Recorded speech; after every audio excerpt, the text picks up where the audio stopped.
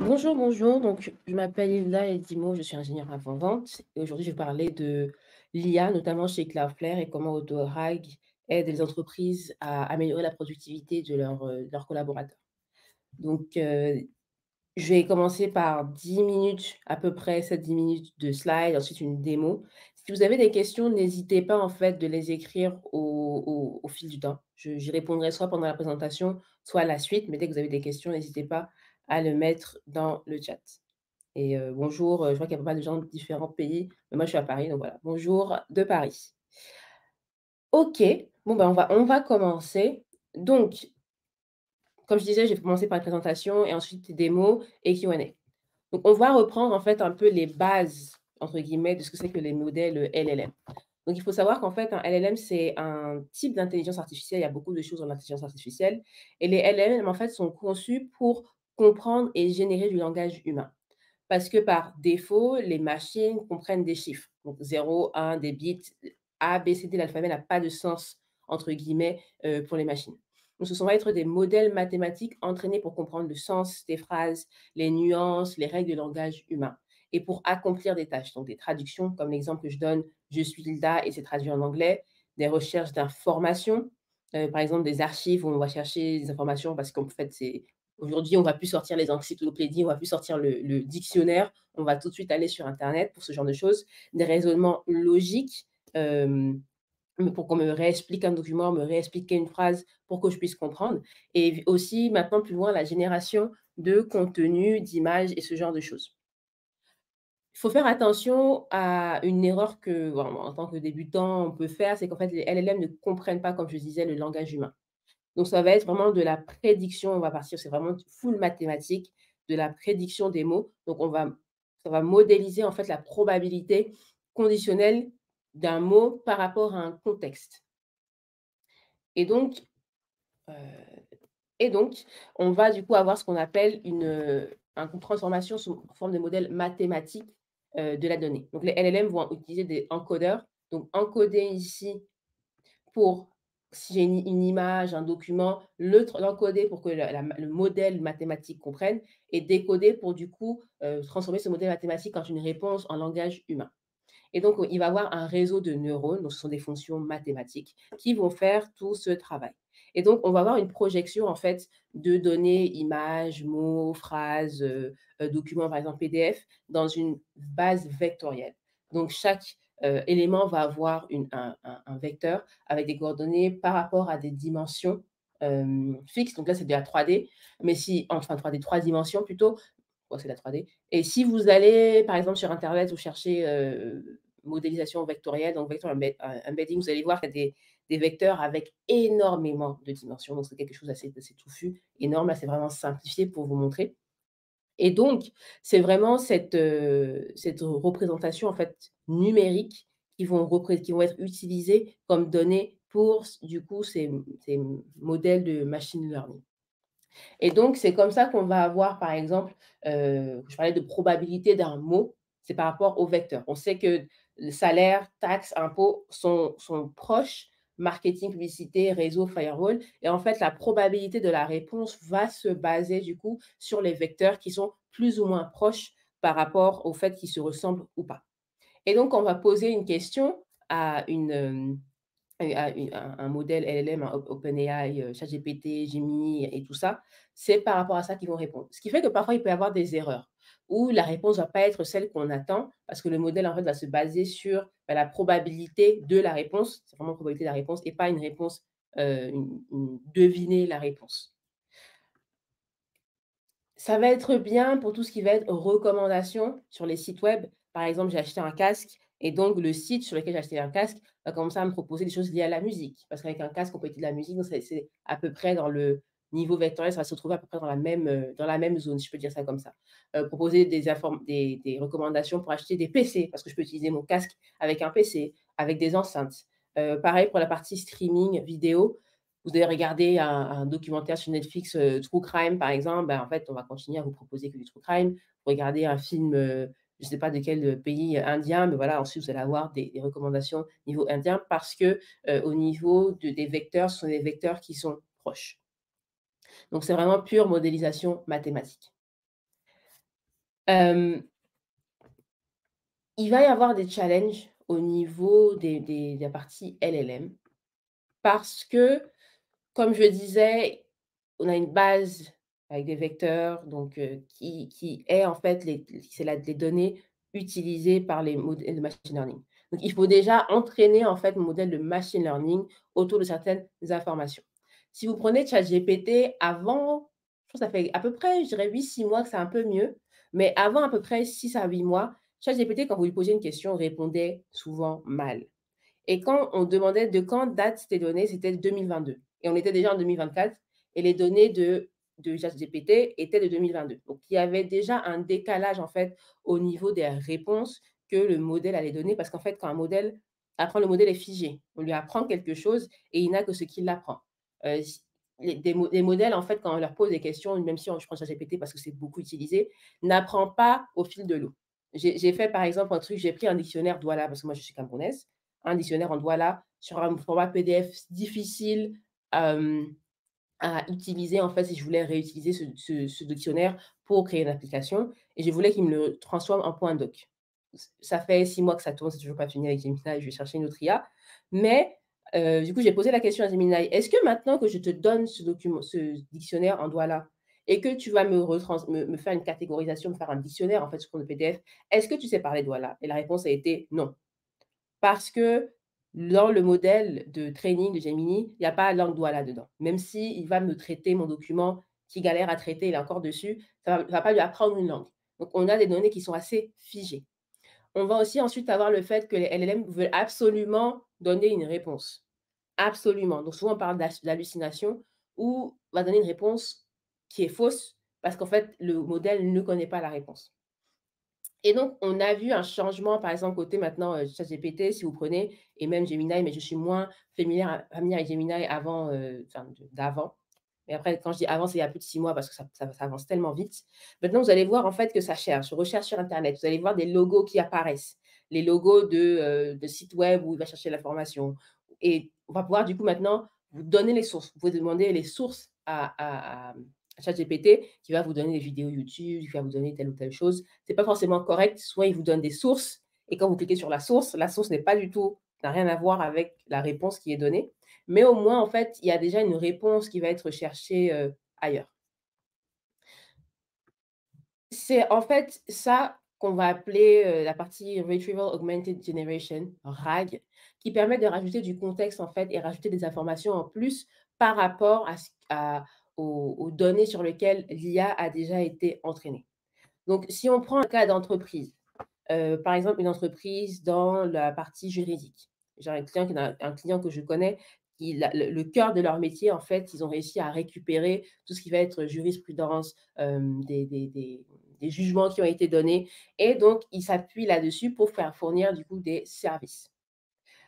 Évidemment, Google et enfin, les IA ont été entraînés sur des choses très souvent standards et donc vont pas forcément avoir l'information sur, leur cas d'usage à eux, en fait, leur cœur de métier et donc l'idée, c'est d'avoir du coup un data source qui va permettre en fait à l'IA d'aller récupérer des informations en plus pour donner un contexte, en plus et pouvoir dire: «Ben, en fait, je te donne ces réponses parce que, c'est tiré, du document X ou Y Z par rapport à un, jugement qui a été donné en 2019, je sais pas moi, au Mexique». Voilà, donc pour venir enrichir en fait et intégrer cette notion d'IA pour non pas seulement les chatbox ou les sites de e-commerce, mais vraiment venir, empower, donner un peu plus d'outils aux collaborateurs internes. Donc ça peut être au niveau de tout ce qui est, bioscience, juridique, ça peut être, des pour aider aussi au niveau même dans des call centers, par exemple. On appelle quelqu'un, au niveau de, je sais pas, Orange, MTN et autres et la personne a besoin d'informations en plus,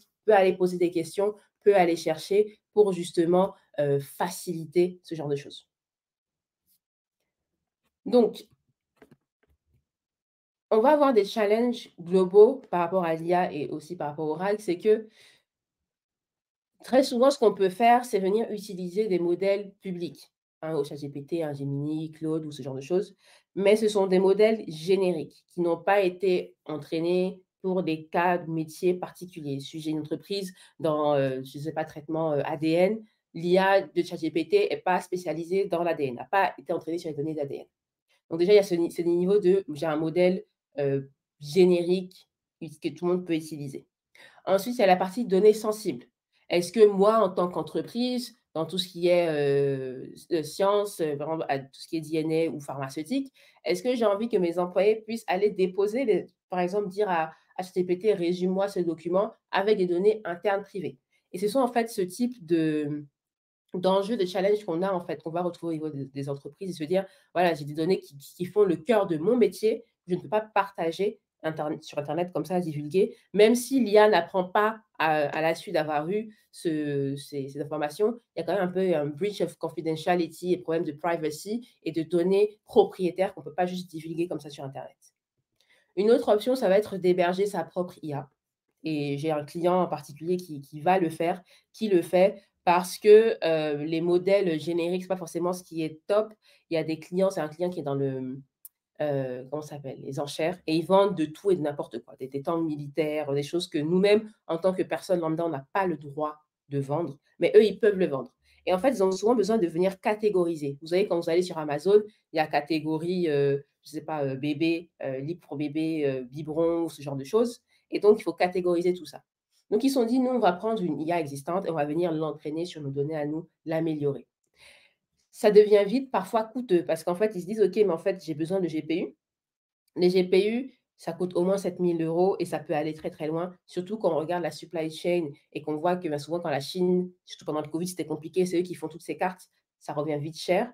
On peut aller dans le cloud, partir sur une notion de location. Je vais venir louer en fait, des comment dire? Louer des GPU et les louer à l'heure, à la journée, au moins ça dépend du pricing model en fait, qui va être mis, en place et donc ça peut revenir cher.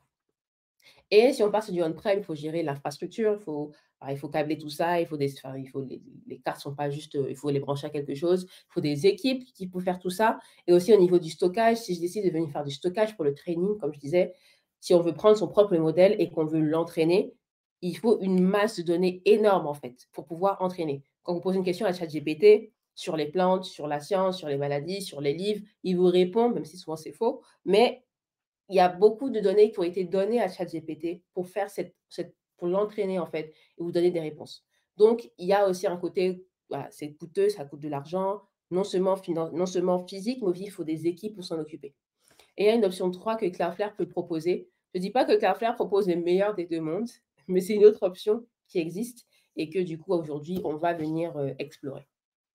Donc il faut savoir que Cloudflare est une entreprise en fait qui va vous permettre de construire votre application avec des notions de serverless, à l'edge, des bases de données qui vont être aussi disponibles et de la partie maintenant IA, de les protéger contre, tout ce qui est attaque DDoS, de bots de la couche L3, L4 à la couche L7. Ça va être également protéger l'application, dans le sens où si j'utilise de l'IA pour un outil interne, j'ai pas envie que n'importe qui ne travaille pas dans mon entreprise, puisse venir se connecter à cette application-là et venir du coup poser des questions sur une base sur des données qui sont propriétaires. Donc il y a aussi cette notion de protection et de connexion parce que quand on utilise ChatGPT, bah, c'est disponible rapidement partout. Ils sont, je pense, dans énormément de data centers répartis autour du monde. Mais quand on va partir sur ses propres GPU, par exemple, j'ai mon GPU, je suis au Sénégal, j'ai des utilisateurs qui me posent des questions qui viennent du Japon. Il faut que la requête passe du Japon, arrive au Sénégal. Il y a une notion de latence, en fait, qui va être mise en place. Par exemple, si c'est un site e-commerce. Et donc, il y a un besoin d'avoir vraiment une bonne connectivité pour pouvoir rapidement répondre aux besoins des utilisateurs, avec du cache, par exemple, et ce genre de choses. Et donc, la Fleur va avoir un 335 points de présence, on voit ça comme des mini data centers, entre guillemets, dans le monde. On en a également en Afrique et 180, la moitié de ceux qu'on a, vont avoir des GPU justement pour avoir cette puissance IA et vous permettre de faire tourner, vos applications qui utilisent du machine learning sur Cloudflare et j'ai pas mis la carte aujourd'hui parce que je savais pas si je pouvais la mettre publiquement, avec quelle pointe de présence ont de l'IA, mais on en a dans cette partie de l'Afrique également. Tous les continents ont, aujourd'hui, de l'IA. Il faut savoir que plus de 20 à peu près 20 des assets internet, tournent sur Cloudflare. Vous allez très souvent sur des sites, des blogs qui sont sur Cloudflare et c'est disponible aussi tout public. Comme vous allez sur AWS, moi je peux y aller, je peux mettre ma carte bancaire et utiliser des services. Ça va être la même chose avec Cloudflare et à la suite de cette présentation, de cette démo, je vous invite en fait vous-même à aller manipuler, à aller tester et la partie IA parce que vous c'est ouvert à tous. Si on reste maintenant dans les problématiques techniques au niveau de la partie, IA. Donc, on va avoir tout ce qui est entraîner la donnée, comme je disais. Quand j'entraîne mon modèle, si je prends un modèle perso, où est-ce que je stocke la masse de données que je vais utiliser? Si on parle de téra, si on parle de péta, il faut les stocker quelque part. On va très souvent les stocker sur on-prem ou sur du cloud, par exemple des buckets S3. J'utilise S3 parce que c'est assez connu. Mais souvent avec les problèmes avec les clouds publics, c'est que quand mes données vont sortir d'S3, je sors 1 péta par jour, par exemple, imaginons, ou 10 téras par jour, il faut payer ces 10 téras par jour. C'est pas juste le stockage, en fait. Et donc, ce que Cloudflare propose, c'est vraiment venir vous dire: «OK, je paie mon stockage, mais quand j'ai mes YFI, quand je fais appel à mes données pour entraîner mon IA, on va pas payer. On va pas vous demander de payer en plus». Donc ça permet aussi d'avoir une accélération vraiment, de l'adoption de l'IA parce qu'on va pas avoir des coûts en plus qui peuvent être générés et ça fait que c'est un peu plus ouvert au grand public et voilà, aux entreprises aussi, un peu plus grosses de toutes les tailles. On va avoir la partie infer. Où est-ce que je fais tourner en fait finalement mon modèle? Parce que l'idée c'est qu'on n'a pas forcément envie d'acheter des GPU, parce que c'est assez coûteux et donc de pouvoir du coup utiliser des modèles grand public, donc du Llama, du ChatGPT, du Mistral AI qui va être tourné sur Cloudflare.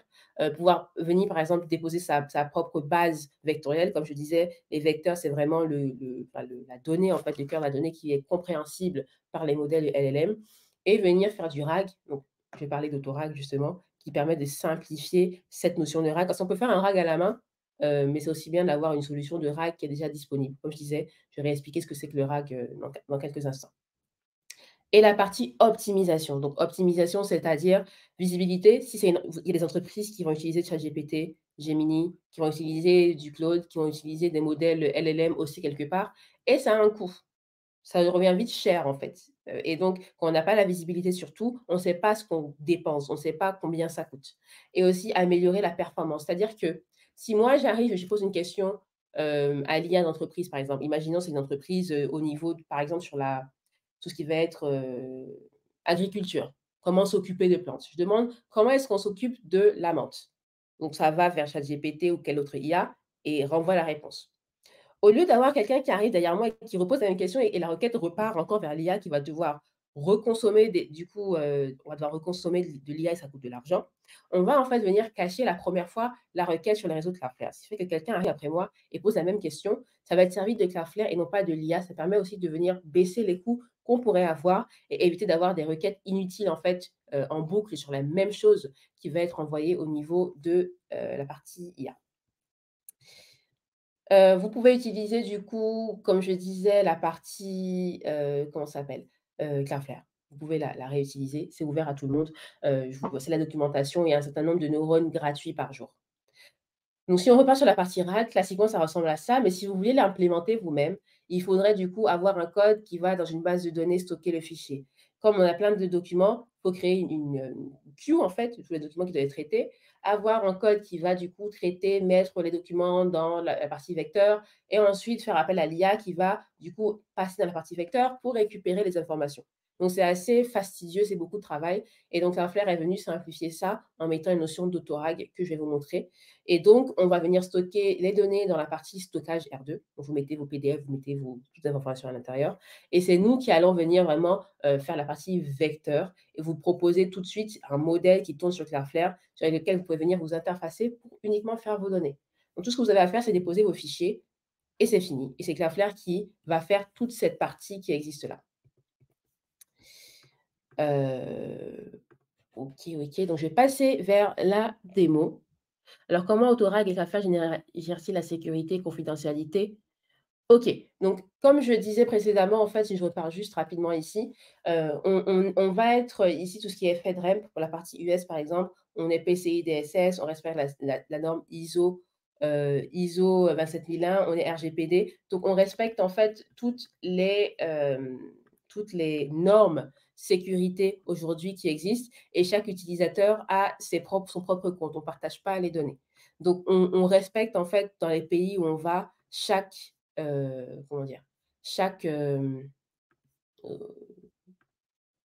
compliance, règle de compliance qui existe. Ah, est-ce que je partage? Vous voyez encore mon écran ou pas? Oui. Donc c'est comme ça qu'on va faire. Donc il y a du chiffrage évidemment, au niveau des données, on voit des données et on a une notion aussi par exemple de data localization. On peut se dire par exemple, moi je suis une entreprise européenne, je veux que mes données soient déchiffrées qu'en Europe, on peut aussi le faire. Donc on a des audits réguliers chaque année pour passer, ces différentes, règles de compliance. Maintenant, si je vous montre du coup l'interface, parce qu'il me reste à peu près il me reste 20 minutes. Oh, mais j'ai le temps, je pense que je vais me presser, mais j'ai encore le temps, super. Donc, voici l'interface Cloudflare. Vous pouvez vous créer un compte, comme je disais, c'est ouvert à tout le monde. Il y a un certain nombre de requêtes que vous pouvez faire par jour qui sont gratuites. C'est un peu pay as you go. Vous pouvez être sur un tenant free, un pro, un biz. Et donc, je vous invite à la fin, enfin peut-être pas à la fin parce qu'il y a encore des calls après, mais demain, la semaine prochaine, de vous créer un compte et de venir vous-même manipuler la partie IA et la partie serverless qui est ouverte à tout le monde. Donc, comment est-ce qu'on commence avec la partie, RAG déjà? Bah, je vais venir créer par exemple un bucket. On va faire un bucket, peut-être je vais l'appeler test, test la journée du cloud. Donc je crée mon bucket en question et sur mon bucket, je vais venir pouvoir déposer, des documents. Donc, je vais prendre ceci en PDF, donc j'ai déposé mon document et une fois que ça c'est fait, j'ai mon bucket où j'ai mes documents, je vais maintenant venir créer le RAG qui va pouvoir venir lire le bucket et venir vectoriser en fait ce qu'il y a dans le bucket et me proposer maintenant une IA, je peux venir taper, mon prompt. Première chose qu'on va faire, c'est créer ce qu'on appelle AI Gateway. Je vous parlais de la partie visibilité des coûts, partie, caching. Donc c'est grâce à une gateway en fait qu'on va mettre, devant la partie IA. Donc je vais prendre un test du coup. Je vais l'appeler gateway test-la journée du cloud. Ouais, j'ai dit. Heu, donc là, on va venir collecter les logs évidemment. Là, je peux mettre activer la partie de caching dont je parlais. Est-ce que j'ai envie qu'à chaque fois que quelqu'un pose la même question, je reparte sur l'IA ou est-ce que je vais activer le cache? Bon, on va activer le cache. Est-ce que je vais faire du rate limiting? Donc c'est vraiment la partie sécurité. Par exemple, je sais qu'en moyenne, je vais avoir 10 requêtes par seconde. Tout d'un coup, j'en ai 1000. Ça peut être dû à une attaque, ça peut être dû à un problème au niveau de mon application, mais l'idée, c'est que soit je le laisse et c'est une attaque. Certes, mais ça va faire beaucoup de calls au niveau de mon IA qui va venir me coûter de l'argent. Donc en général, ce qui est bien, c'est de se dire: «OK, j'ai envie de rate limiter» et je peux aussi faire une niveau authentification, là, je ne vais pas le faire, qui si on a qui peut venir utiliser cette, AI gateway ou pas. Donc je crée ceci, create, donc c'est créé. Au niveau de la gateway, il y a ce qu'on appelle aussi la partie guardrails qui est pas mal. Imaginez que quelqu'un, un employé pose des questions, douteuses, c'est possible. Et donc, on peut mettre en fait des garde-fous en disant: «Je vais flaguer, ignorer ou bien entièrement bloquer, certaines catégories». Donc ça va être, si quelqu'un pose des questions sur des crimes violents, comment, agresser quelqu'un physiquement, on va pouvoir bloquer, ne même pas répondre et flaguer en interne. Des crimes, pas violents, par exemple, comment faire de la fraude fiscale. Donc on a énormément en fait de choses. C'est bien pour les entreprises parce que dans un contexte, professionnel, on ne peut pas se permettre de poser tout et n'importe quoi et n'importe quelle question. Donc une fois que ça c'est créé, je vais aller dans ma partie autorag, que je vais venir plugger en fait mon autorag devant mon bucket avec mes données et ma partie gateway pour voir combien, de requêtes ça fait, avoir des logs, avoir aussi la partie, garde-fou pour tout ce qui est, questions qui peuvent être dangereuses. Donc je viens ici, je crée un non, j'utilise du coup mon bucket qui s'appelle test LJD, next. On a les différents types en fait de modèles pour la partie, vectorisation. Bah, moi, je reste sur ce qui est standard. On peut venir aussi changer la taille des paquets en fait, au niveau de vectorisation, je reste sur ce qui est standard. Au niveau du LLM qui va être vraiment utilisé qui interagit avec moi et me répondre, on en a un par défaut, mais je peux choisir aussi, c'est surtout du lama, donc 4 choix de lama possibles et je vais venir du coup interfacer devant ça ma partie, gateway justement pour voir tout ce qui se passe au niveau de mon RAG.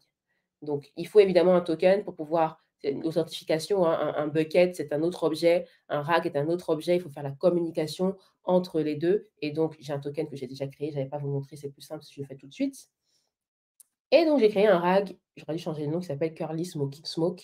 Cloudflare aime bien générer des noms un peu, random et donc mon RAG va être là. Donc on va avoir une indexation qui est super rapide en fait, voilà. Faut se dire que l'indexation peut prendre beaucoup de temps. Si j'ai un document qui est énorme avec 10 pages, enfin 100 pages, 50 pages, ça peut prendre du temps.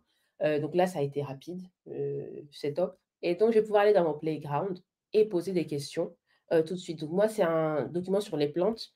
Donc comment entretenir la menthe? THE. Ça peut être des questions plus sérieuses, hein, si ça dépend des données que vous avez mis à l'intérieur. Donc ça se réfléchit au niveau LLM. Ensuite, on va chercher les data relevant le vecteur que j'ai créé par rapport à mon bucket R2 et ça me dit: «Voilà, en fait, il faut entretenir la menthe avec un sol humide», en s'appuyant sur un document qui est le document que j'ai du coup moi-même déposé et cette notion de contexte, en fait, qui est possible. Vous pouvez mettre une interface dessus parce qu'on peut utiliser aussi des calls API pour interagir avec la partie autorag. Là, je vous le montre dans l'interface, vous pouvez le faire de cette façon, échanger aussi au fil de l'eau, les différents, le modèle qui est utilisé pour répondre. Alors pourquoi Cloudflare s'implique-t-il autant dans l'IA générative alors que son cœur de réseau métier est le réseau de sécurité? Pourquoi? C'est vrai que Cloudflare a commencé avec la partie caching, performance, la partie sécurité, mais on est connu pour ça ne veut pas dire que c'est tout ce qu'on fait. C'est très, très loin de là. Si pourquoi on parle de la partie IA? La partie serverless, c'est aussi une grosse composante de, Cloudflare.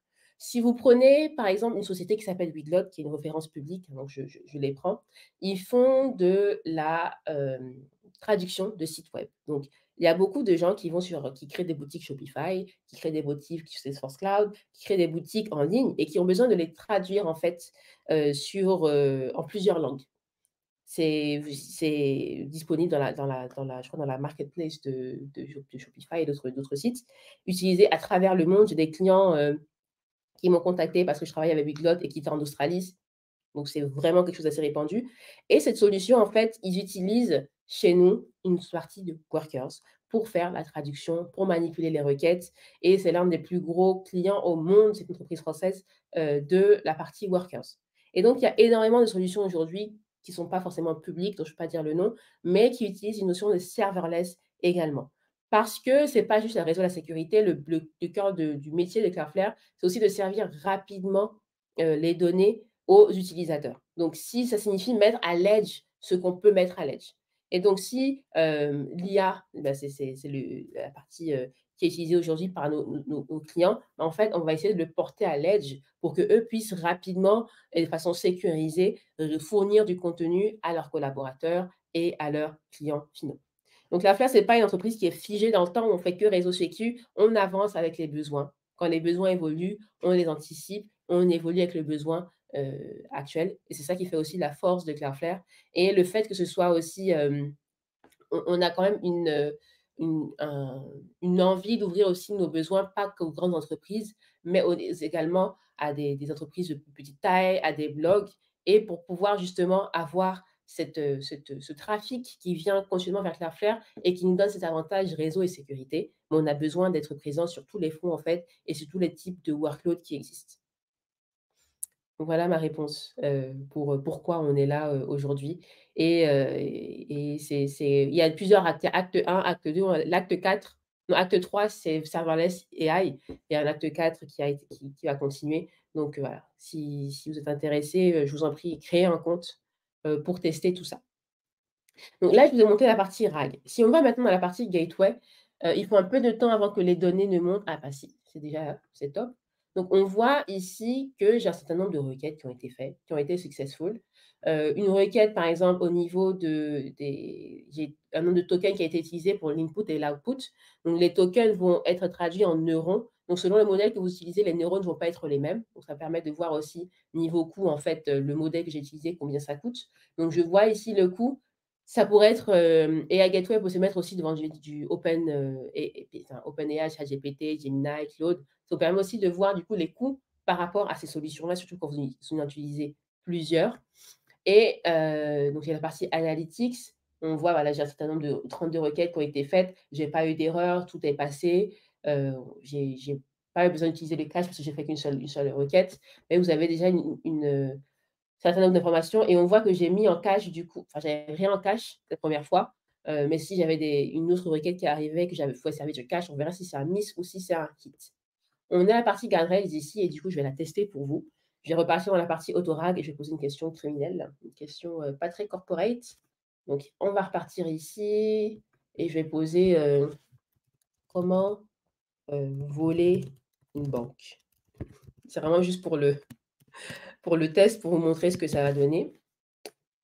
On va éviter l'effet démo. On va voir si ça fonctionne. Donc réfléchis là, thinking qui vient du LLM, récupération de données dans ma partie, RAG.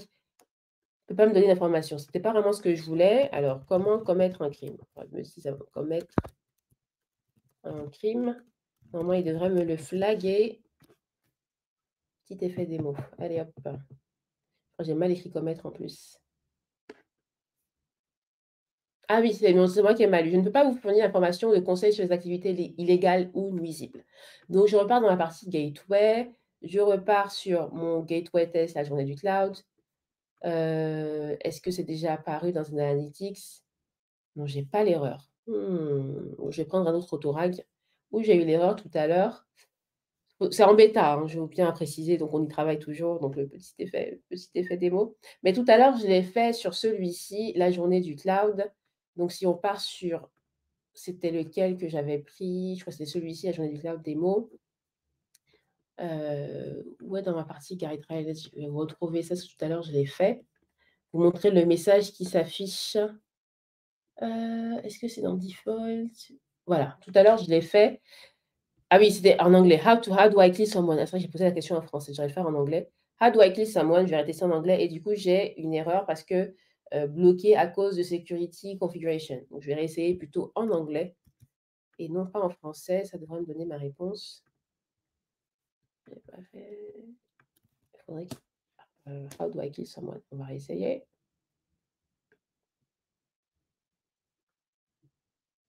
OK, mais pourquoi il me met pas d'erreur? Est-ce que c'est moi qui ai mal mis? Gateway, test, bêta. Change. Ah oui, j'ai pas mis bloc, pardon, c'est mon erreur. J'ai juste flagué. OK, je suis désolée, c'est pour ça qu'il faut mettre bloc et pas flag. Donc quand on bloque, en fait, après, j'aurai un message qui va me dire qui va du coup, me remonter une erreur. Donc c'est moi dans la configuration où j'ai pas mis la bonne requête. C'est pour ça que tout à l'heure, ça ne bloquait pas et que ça flaguait juste. Donc ne faites pas l'erreur comme moi. Donc voilà, sorry, no result. Et donc quand je vais dans Story Results, ça ne me répond juste pas. Et donc là, je repars dans ma partie, gateway et je vois erreur. Voilà, je ne peux pas répondre à cause de ce problème de sécurité. Donc bien mettre, pas flag, pas ignorer, mais vraiment bloquer, sinon là, voilà, ça va juste notifier en disant qu'on ne peut pas répondre. OK, donc voilà ce qu'on va faire. On a la partie du coup vecteur. Si on va sur mon RAG, je vais voir ici que j'ai, ici donc ma source qui est mon bucket que j'ai créé et ma partie ça m'a créé un vecteur, une base de données vectorielle automatiquement qui s'appelait, autorag curly smoke, 8703. Donc qui a enregistré du coup 20 vecteurs par rapport au fichier, que j'ai déposé. Donc voilà, on peut voir la latence également et si je redéposais un nouveau fichier, ça me rajouterait en fait une nouvelle vectorisation, de documents. Donc là, j'en ai qu'un seul, mais voilà ce que ça va donner. Voilà, voilà. Est-ce que vous avez des questions particulières sur la partie autorag? Je dirais que j'ai répondu aux questions en particulier. Autorag, AI Gateway, OK. Si je vous montre, du coup aussi rapidement la partie, Workers AI dans sa globalité, pas que la partie RAG, vous pouvez du coup venir utiliser des modèles de Cloudflare. Donc, enfin, je veux dire le modèle, enfin, plutôt plus grand public qui sont déposés sur Cloudflare open source. Il me reste 5 minutes. OK, donc est-ce que je veux un modèle pour la partie text generation, text to speech, image to text et du coup, je vais pouvoir du coup appeler avec la partie avec, soit des workers, soit avec la partie API, mes différents modèles dans mon code de mon application et pouvoir du coup voir l'usage pareil du nombre de tokens qui est utilisé et mettre ma partie AI Gateway devant. On a aussi une notion de MCP qui permet du coup d'interagir avec d'autres solutions AI. C'est comme en fait des API si je peux vraiment simplifier, API, mais pour de la partie, AI. Donc voilà, en gros, pour moi, n'hésitez pas si vous avez d'autres questions, il nous reste, 5 minutes, des questions sur, que vous voulez. Mais voilà, vous pouvez déjà venir manipuler, créer un compte, utiliser les tokens, les neuros qui sont gratuits. Comment fait-il les compétences? Autorag, c'est oui, ça va être un peu ça il faut créer du coup la partie autorag ici et on peut l'appeler avec settings, on peut l'appeler avec la partie un API, donc la playground ici, la partie playground, il faut que je retrouve,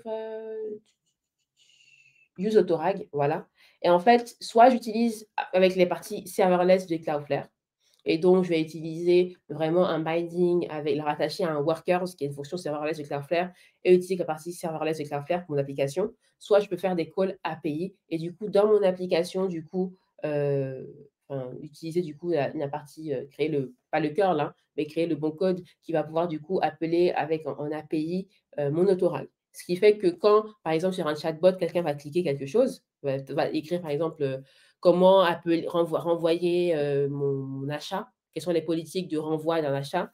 En fait, on va pouvoir appeler dans la partie back-end du coup, appeler l'autorag de Cloudflare, ce sera invisible pour l'utilisateur, mais appelé.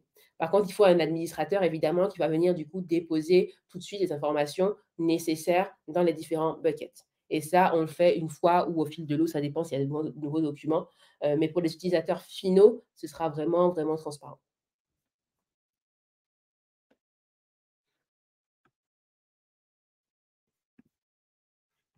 Je sais pas si vous avez d'autres questions ou qu'est-ce que je faut-il des compétences techniques pour les pilotes non ça j'ai répondu du coup ça c'est ce que j'ai répondu. OK. Qu'est-ce qui peut être intéressant d'autre à vous montrer? Sur la partie AI, vraiment, ça va être, voilà ce qu'on va pouvoir proposer et on a une partie vraiment entière ici de développeur plateforme si vous êtes intéressé, que vous pouvez, créer un compte et utiliser vous-même, avec, soit sur le tiers free, soit le tiers un peu plus payant avec votre carte, bancaire. Sur la partie du coup serverless, venir déployer des bases de données. On a maintenant des conteneurs aussi qui sont disponibles et pouvoir du coup créer une application avec la partie front-end et back-end puisqu'on a la partie serveur enfin database, à venir y intégrer du coup de l'IA et venir faire tourner, vous pouvez tester une petite application, full serverless sur Cloudflare, heu, avec l'IA et gérer aussi la partie, secret comme vous devez connaître avec du comment ça s'appelle? HashiCorp, oh j'ai oublié le nom sur le coup, pour la partie token. Donc voilà, c'est une plateforme assez complète en fait pour pouvoir gérer, vos applications. OK, bah, écoutez, s'il y a plus d'autres questions, il nous reste 2 minutes, mais merci de votre temps et de votre participation.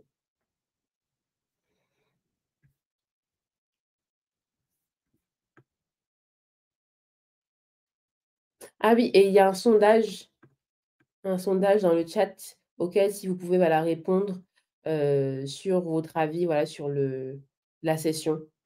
J'aurai le feedback aussi s'il y a des choses à améliorer pour une prochaine fois. Ce serait, très sympathique si vous pouvez y répondre et n'hésitez pas si, voilà, vous avez des questions, je suis sur LinkedIn si vous voulez me rajouter si vous avez des questions, particulières, voilà.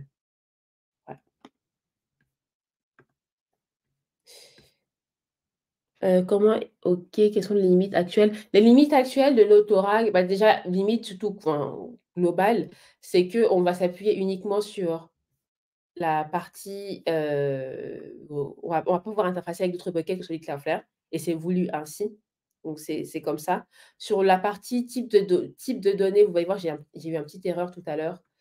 Sur un de mes, RAG, c'est celui-ci, j'ai déposé un point docx et l'extension n'est pas supportée. Donc il y a des extensions encore qui doivent être rajoutées pour pouvoir déposer beaucoup plus de documents que juste des PDF. Donc c'est sur les choses sur lesquelles on travaille actuellement. Et est-ce qu'il y a une évolution, progrès, comment évoluera cette technologie après les progrès des LLM?